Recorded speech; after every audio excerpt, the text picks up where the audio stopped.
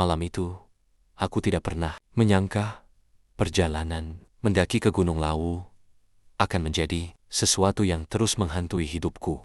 Aku berangkat bertiga, aku, Raka, dan Dimas. Kami berencana mendaki lewat jalur Cemoro Kandang. Awalnya semuanya normal.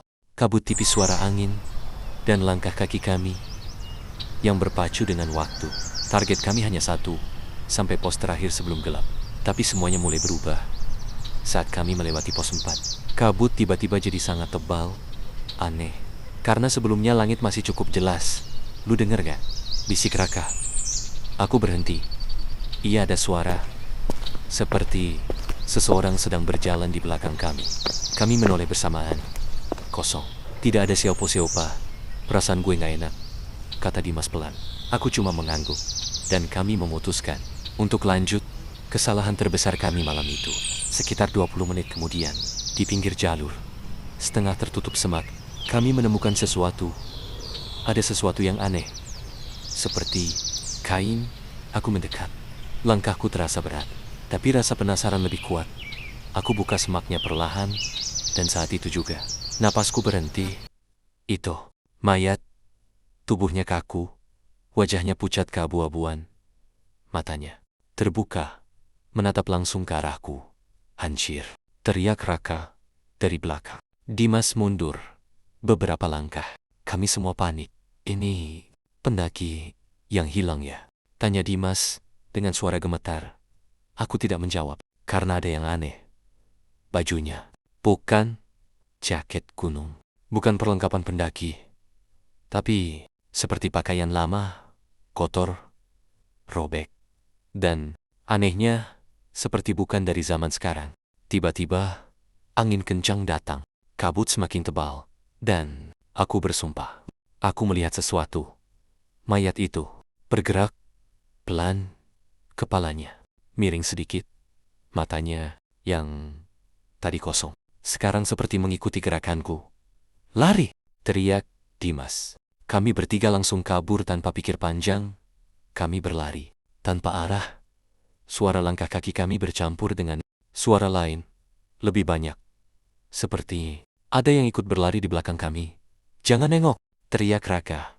Aku ingin menoleh, tapi tubuhku seperti tahu. Itu ide buruk. Kami terus berlari, sampai akhirnya menemukan sebuah pondok kecil. Tanpa pikir panjang, kami masuk. Di dalam gelap, hanya ada bau lembab dan sesuatu yang aneh. Lu yakin ini aman? Tanya Dimas. Belum sempat aku jawab, terdengar suara dari luar. KRK. Langkah kaki, pelan, mendekat, dan kemudian BERACENT. Tepat di depan pintu, kami bertiga membeku. Tidak ada yang berani bicara. Lalu pintu diketuk. Suara itu pelan, tapi jelas. Buka. Suara itu parau, bukan suara manusia biasa.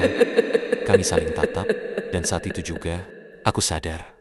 Suara itu sama seperti suara langkah yang kami dengar di hutan tadi. Buka. Suara itu lagi. Lebih dekat, lebih menyeramkan. Dimas hampir menangis. Raka menutup mulutnya sendiri. Dan aku perlahan melihat ke arah celah pintu.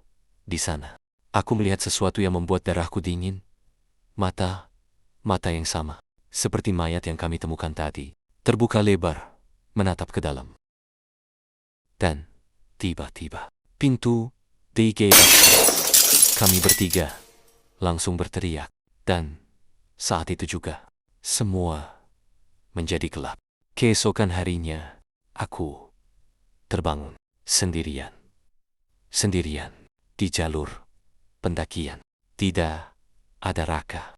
Tidak ada Dimas.